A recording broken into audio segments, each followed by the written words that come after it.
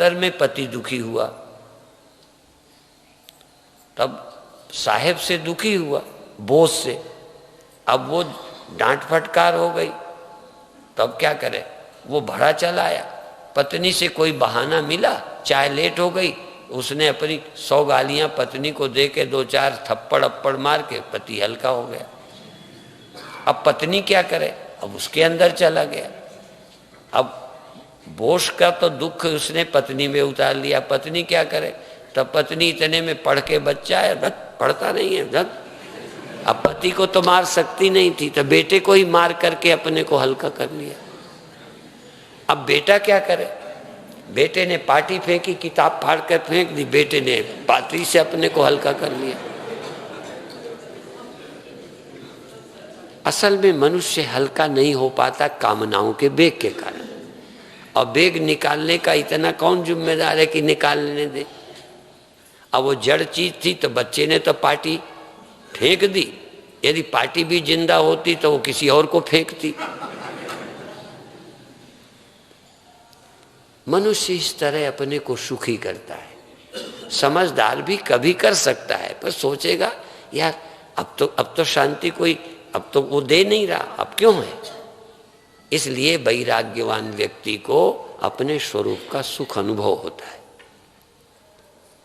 इसलिए सन्यासी को अधिकार है ज्ञान में,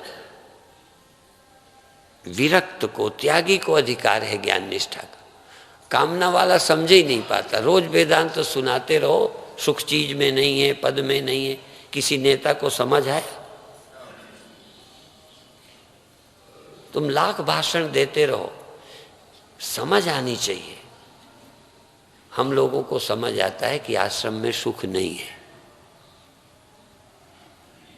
इसलिए कोई आश्रम बनाने में रुचि नहीं है तो मक्कड़ जी को लगता है कि गड़बड़ कर देते हैं। गड़बड़ नहीं कर देते हम ये समझते हैं कि इसमें कोई सुख नहीं है, और इच्छा बन जाती है तो बनने में सुख लगता है। नहीं, बिना बने सुख है। सुख कोई वस्तु में नहीं है। खाना पीना ये तो जरूरत की बात है। तो हम चाहते हैं कि जो थोड़ा बहुत हमारी समझ है वो तुम्हें देवे। बनाओ ना बनाओ अलग माल, और फिर सुख के लिए नहीं बनाओ, क्योंकि सुख के लिए बनाओगे तो एक भ्रम पैदा हो। समझ लो परिस्थिति आ गई, बना दिया, हो गया हो गया। हम उसमें आसक्त क्यों हो? क्योंकि आसक्ति से बार बार कर्म से वासना बनती है। विवेक चूड़ामणि में बहुत है। कर्म से वासना बनती है, वासना से फिर कर्म होता है, कर्म से फिर वासना, वासना से फिर कर्म। बेचैनी से काम करोगे तो उसमें सुख भासेगा। बेचैन थे, जिसके लिए वो चीज मिली, सुख भासा। सुख भासने से दोबारा पाने की इच्छा पैदा हो गई। वासना से कर्म किया, कर्म से फिर सुख की वासना पुष्ट हो गई।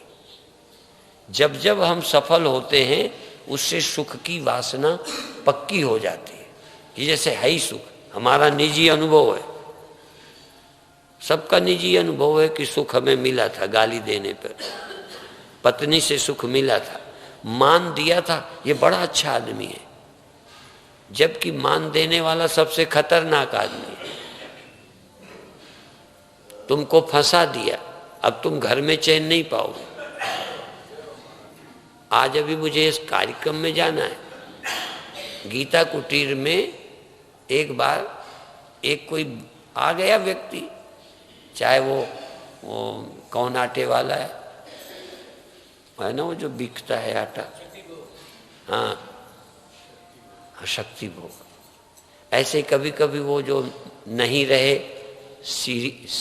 वो कौन टीरीज क्या कौन है, हाँ नहीं वो कैसेट वाले, टी सीरीज वाले आते थे, कुछ बांट जाते थे, पैसा है बांट जाते। तो वहाँ लाख शायद स्वामी जी को दिया, 10-10 हजार नौकरों को दिया,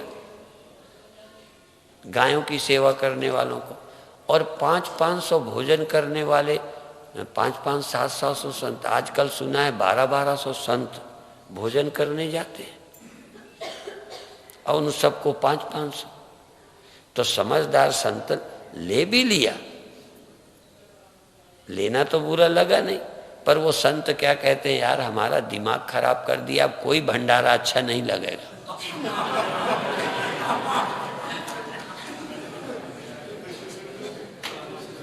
अब कोई 5 रुपया देगा, 25 रुपया देगा, लगेगा फेंक दे में। अब चैन छीनी की दी, 500 दक्षिणा देने वाले ने तुम्हारी चैन छीनी है या दी है?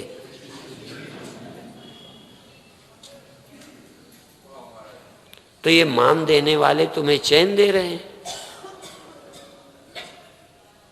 ऐसा मान का चस्का लगाया कि बात बात में तुम दुखी रहोगे, और जितने दुखी हैं ये कामना बढ़ाने से ही दुखी हैं, और लोग कामना बढ़ाने वाला काम कर रहे हैं।